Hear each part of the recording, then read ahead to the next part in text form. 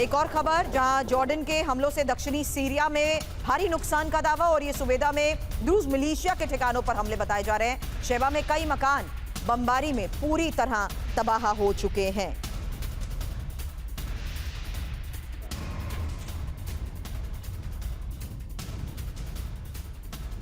Sharadendu sir, यही अगला सवाल आपसे करूंगी कि क्या ये मिडिल ईस्ट में एक नई जंग है? खबर बता दें, उसके बाद आपके पास आते हैं, क्योंकि दक्षिण सीरिया में जॉर्डन ने हमला किया है और सुबेदा में ही जॉर्डन की वायुसेना ने एयर अटैक किया है। ड्रग तस्करों के ठिकानों पर डायरेक्ट हमले हुए हैं और हथियारों के तस्करों पर भी जॉर्डन का ये एयर अटैक। हालांकि सुबेदा में द्रूज मिलिशिया के ठिकानों पर भी हमले की खबर है और अरमान समेत 5 इलाकों में एक साथ एयर स्ट्राइक की गई है। शरदेंदु सर, देखिए, ये ड्रूज मलेशिया को तो हमेशा से इजराइल ने सपोर्ट किया हुआ है।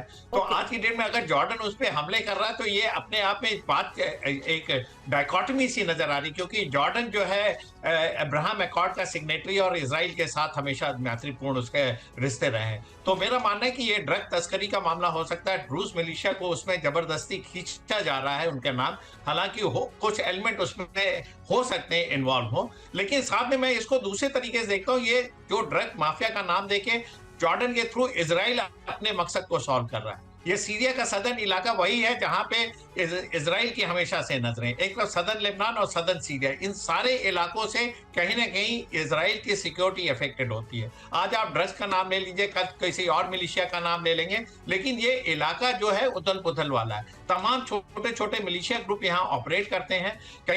कभी अलकायदा से इनका संबंध रहा है, कभी ISIS से इनका संबंध रहा है, और जो यहाँ पे एक तरीके का हमेशा से टर्मोइल रहा है। और जो सीरिया की गवर्नमेंट इस इलाके को कंट्रोल करने में अभी तक सक्षम नहीं हुई है। ये इलाका, मेरा मानना है कि ऐसा ही बना रहेगा जब तक एक परमानेंट सोल्यूशन के लिए आप नहीं जाते।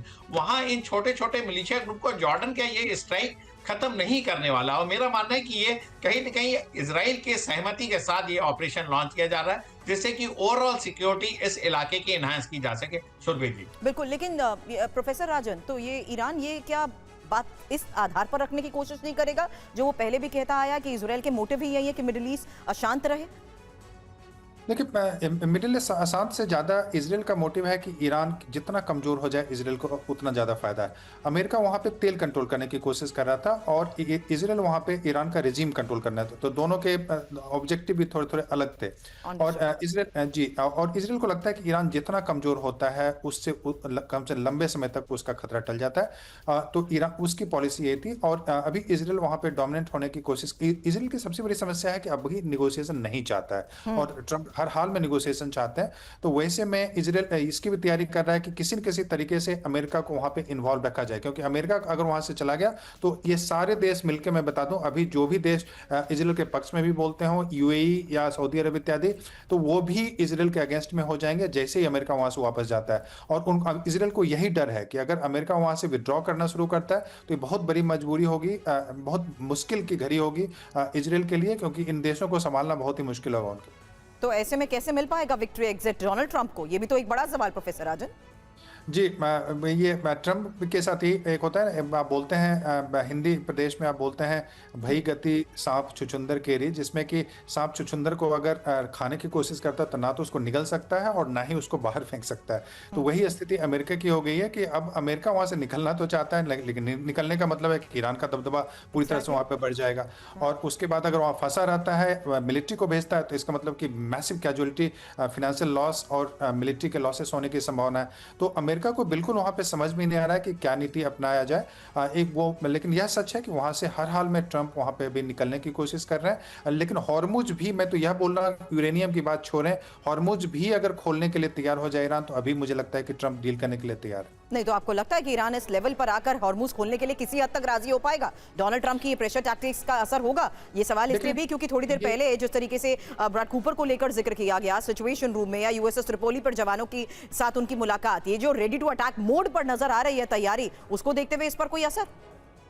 देखिए रेडी टू उनकी चूंकि वहां पे उनके सैनिक हैं, वहां पे उनको अभी निगोशिएशन के लिए उनको लगता है कि अगर दबाव नहीं बना जाएगा तो कोई भी निगोशिएशन नहीं हो पाएगा। हाँ। तो वो उनकी स्ट्रैटेजी है। उनके ट्रम्प की स्ट्रैटेजी अगर देखेंगे तो कोअर्सन और मीडिएशन इन दोनों के बीच की स्ट्रैटेजी हमेशा होती है, चाहे वो डेनमार्क की बात करूं, क्यूबा की बात करूं या दूसरे जगहों की बात करूं। तो वहां पे वो कोअर्स करने की कोशिश करेंगे और करते रहेंगे। मैं बता दूं इसके बाद भी, निगोशिएशन के बाद भी वो करते रहेंगे। लेकिन वो बीच में कहीं जाके वो निगोशिएट करते हैं। तो मुझे लगता है कि अगर हॉर्मुज पे भी अभी डील हो जाए तो वो यूरेनियम के इशू को, मुझे लगता है कि अगर ईरान यूरेनियम को हैंडओवर नहीं करेगा, मैं बता दूं, और उसको लगता है कि उनकी कोई इस ढंग की मजबूरी नहीं है कोई यूरेनियम को हैंडओवर करे या उसके लिए कोई एग्रीमेंट करे। यह जरूर कर सकता है ईरान भी कि कुछ समय के लिए वो बोले कि वो यूरेनियम को 5 साल के लिए एनरिच नहीं करेगा, इस ढंग की गारंटी, तो उस पर निगोशिएशन की संभावना बनती है। लेकिन शरदेंदु सर, ये तो इस बात को लेकर संभावनाएं तब भी थी जब आराघची ने सीधा रूस का रुख किया था, और तब ये माना जा रहा था कि वो इस हद तक राजी हो सकता है कि वो अपना यूरेनियम एनरिचमेंट रूस को सौंप दे। समस्या को अलग तरीके से देखता हूँ। अमेरिका देखिए इसमें बिग प्लेयर है, उसको एक इनिशिएटिव अलग तरीके का लेना पड़ेगा। जब भी वार्ता शुरू हो आपको उसके लिए एक एमिकेबल एनवायरनमेंट क्रिएट करना पड़ेगा, कुछ पॉजिटिव स्टेटमेंट देने पड़ेंगे, जैसे कि आप ब्लॉकेड हटाएंगे, आप उनके रीबिल्डअप में काम करेंगे, उनके आर्थिक सैंक्शन जो लगाए उसको फेस्ड मैनर में हटाएंगे। इस तरीके का पॉजिटिव स्टेटमेंट दे तो डेफिनेटली ईरान उसको रिप्लाई करेगा और साथ में स्टेट ऑफ हॉर्मुज को खोलने की बात किया जा रहा था। जब पहली बार बातचीत हुई थी तभी एक्सपेक्ट किया जा रहा था कि आगे एटलीस्ट डायलॉग, डिप्लोमेसी जारी रह सकती है अगर आर्थिक तौर पर कुछ सैंक्शंस को लेकर फैसला हो जाए। लेकिन जब बातचीत होती है तो सिर्फ स्ट्रेट ऑफ हार्मुज और परमाणु को लेकर ही सीमित रह जाती है।